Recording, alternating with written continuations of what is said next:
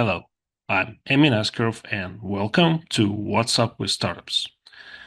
This is the first episode of a series of very special episodes that I will do solo. There won't be any guests, and I will talk about specific strategies, tactics, and tips on how to scale your climate tech startup. And this being the first episode, we'll start with the beginning. How do you know that your climate tech startup is ready to scale? And first thing we're going to do, we're going to go back to the summer of 2016. How do you make a wind turbine? In that summer, I knew I had to build 400 wind turbines in the next 4 years, and I had no idea how I'm going to do it. In June 2016, I signed a licensing agreement with our technology partner, a Dutch startup, Lagaway. By this time, Lagaway and its founders had over 2 decades of experience in wind turbine design. We licensed 2.5 megawatt turbines that could go up to 160 meters and a rotor diameter of almost 100 meters. At that time was technology not particularly advanced or cutting edge, but the design itself had a few tweaks that made it really suitable for the goals that we had. Now, the problem was that on a good year, Lagaway would build around a dozen of those turbines. And all of them, each single one actually, would be a bit different as the engineering team would play around with the design. Now, we couldn't afford to do that. We had to build one type of wind turbine again and again at high volume. We could choose other designs from other companies that have been proven in production, like General Electric or some others. But we went for Lagaway because we knew that we could scale it. Now, how do you know when your startup is ready to scale? And how did we know that it was ready?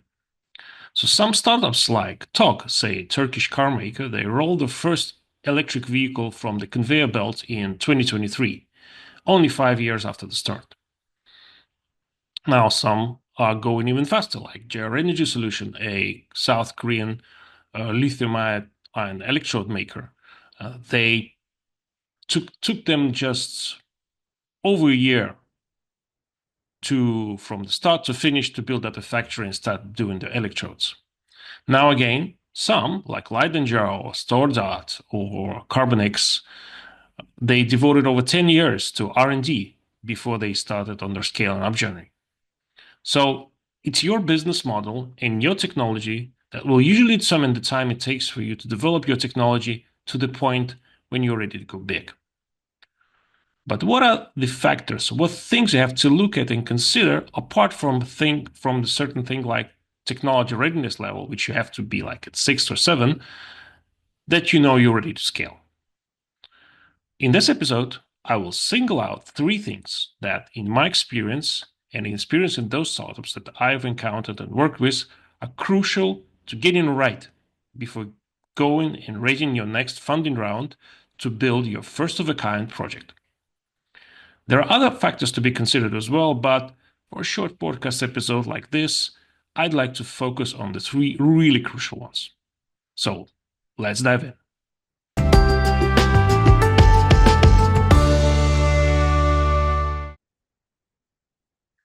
This episode is brought to you by New Energy Advancement Hub, your one-stop shop on all things about energy transition. Be sure to check them out at www.neahub.net. That's www.neahub.net.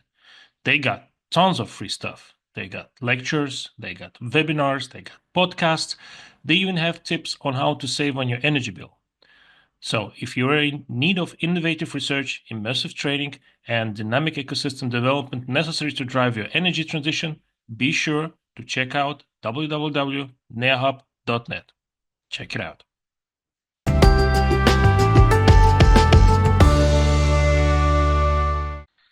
The first thing you should consider is how you will deliver your product or service at scale.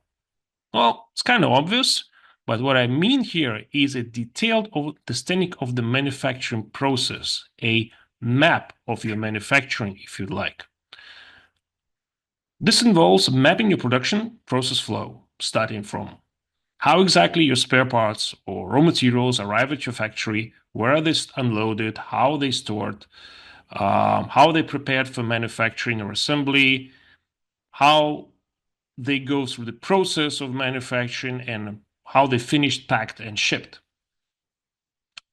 In mapping this journey, be as detailed as you possibly can. Talk to equipment suppliers.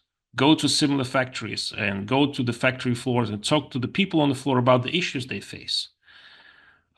Get a chief technical officer, chief production officer from an industry that use similar production process. Understand what instructions and processes you will need to write. List the skills that your production team will need and try to guess where you will find such people. Now, this map you probably won't need to show to your investors. Few of them have the capacity and willingness to dive into the details. The mapping of this process is crucial for you, as it shows how your process at scale will differ from the process that you have currently at your laboratory. Now, as we know, no battle plan survives first contact with the enemy, but by mapping out the production process, it allows you to think through potential pitfalls that you might encounter and will help you prepare for the next step. So if you're able to visualize your production process in great detail, this is the first sign that your startup can become a scale-up. Now, the second step is to sign up your first customers. This can be as non-binding as memorandum of understanding or as hard as a signed and sealed future delivery contract. This depends on product and a new industry, but try to get relatively hard commitment from customers to buy your product when it's ready. For example, you might have a partially binding agreement whereby your customer will buy your product if and only if it meets certain quality standards or passes some third-party inspection test. If you are an end customer-facing business, try to get as many pre-orders as you can, like Tesla, for example, did for its Cybertruck. Securing customer commitments is important for several reasons. First of all, this is what investors expect from you. Any article, podcast episode, or video about raising funds from investors worth its time will tell you that. Second, it's important for your financial model. You will know what your sales could realistically look like and what will be your cash flow, so you can model when and how much money you're going to get and where you're going to get them from. Third, and most important, if your clients are talking to you about the quality parameters, delivery dates, and prices, that means that they believe that you can deliver and they've started planning on integrating your product into their offer. So a paper signed by a customer saying that he expects your shipment on so-and-so date is a second clear indication that your startup can soon be a scale-up. But there is still one more step you need to take after you have the commitment from your customer. On the third step, it's now time to go and talk to your suppliers. So why is that? Isn't the understanding of your manufacturing process and commitment from your customers enough to start scale up? Nope, if you want to deliver on time and on budget. In my experience, it's not wise to ignore the supply chain for a couple of reasons. First of all, talking to suppliers will give you an understanding of whether they are ready to supply you at all. Maybe your volumes are too low. I had that. I went to suppliers and asked them for, say, ball bearings, fittings, and they said, well, how much?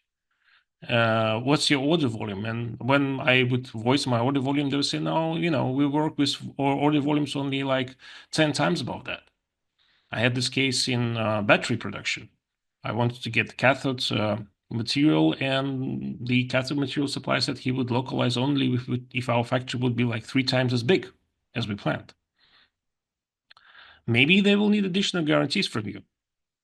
like a guarantee, like a take or pay contract. So in this case, you would be on the customer side and you would have to sign maybe even back-to-back agreement with your supplier, the same agreement that you had with your customers, but the roles will change. Or maybe, just maybe, the supply doesn't exist. It's need to be built up. Second, after talking to your suppliers, you will better understand your costs and your cost structure. You will learn at what volumes of orders you can expect discounts and how big discounts. By discussing term of payments, you will better understand how you will manage your cash flow. And most important, you'll learn lead times, the amount of time it takes for your supplier to make and deliver what you need. Sometimes, like with Tesla, and in my case with wind turbines, the supply will not be there. I'll tell a little bit more about this later in this episode when I will go over the examples of every step. Your suppliers will need to secure investments, build capacity, and overcome any problems at commissioning and launch. And boy, there will be problems. You will need to work closely with them to make sure that their place and their pace matches yours and the quality is sufficient for you to make your product.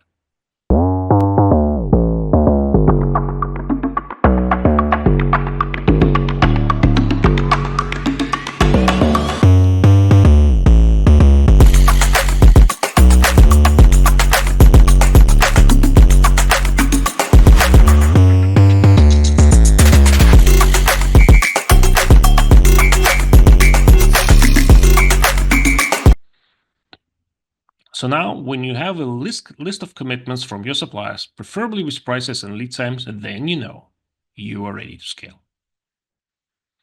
So how does it look in practice?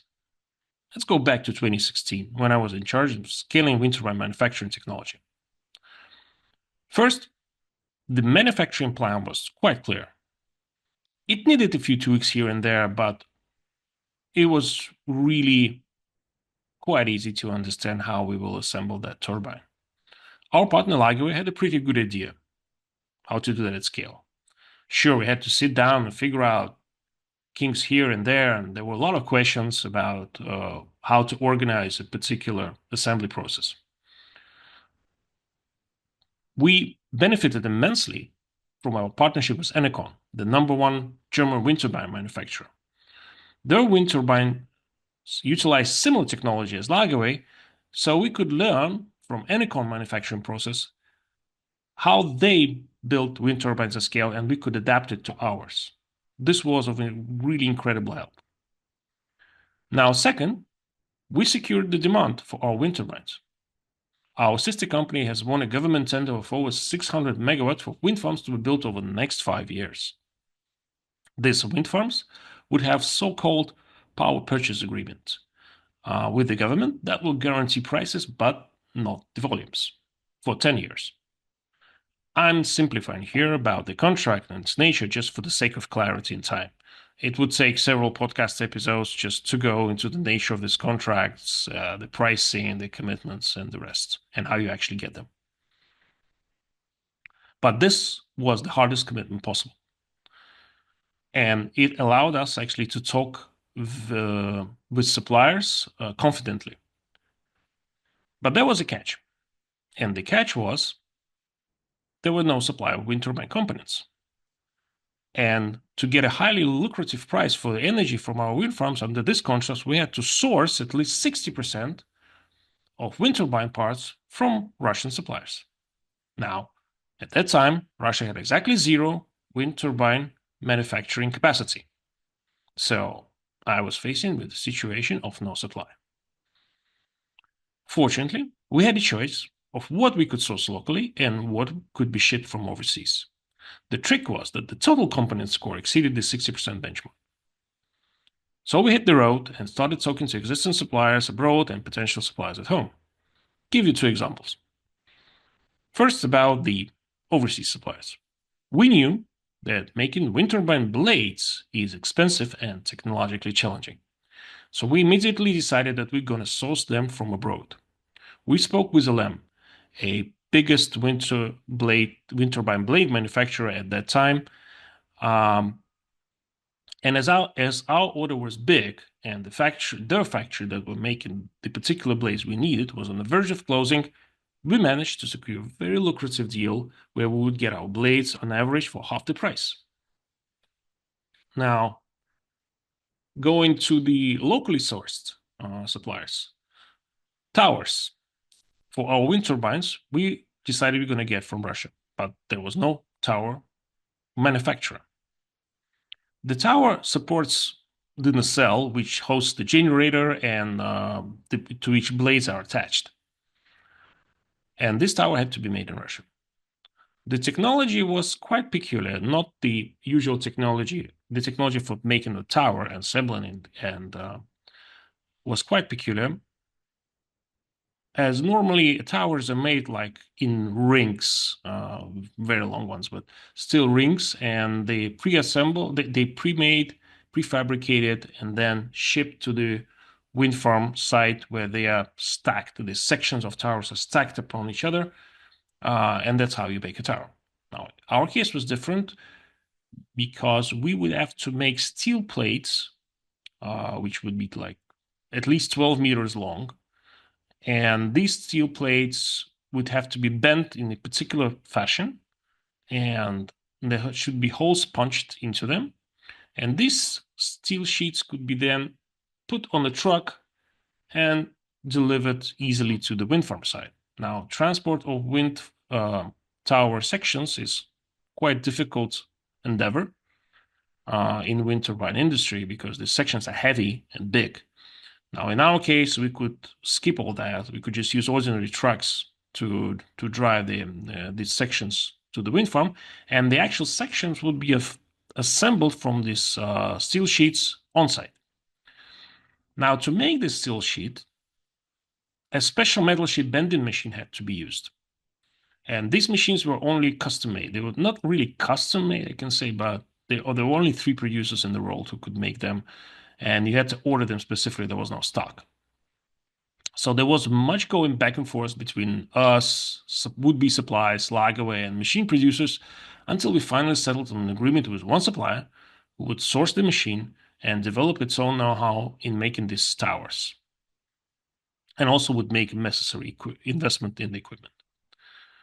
So, as you see, in my case was more about building supply chain than mapping production or securing offtakes. I'd say that half of the effort went into establishing the supply chain, working with suppliers, and the rest was split more or less.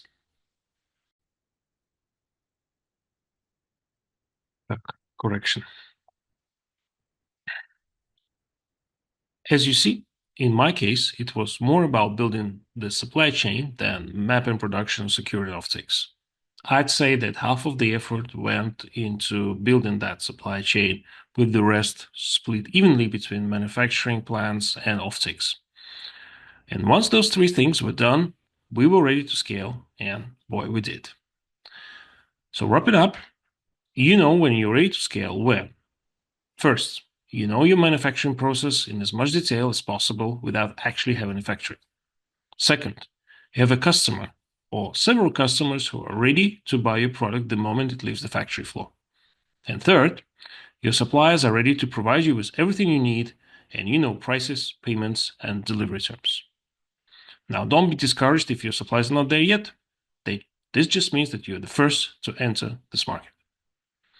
So thank you very much for listening to this first episode in a new series of solo episodes, and I wish you good luck and happy scaling up. Bye.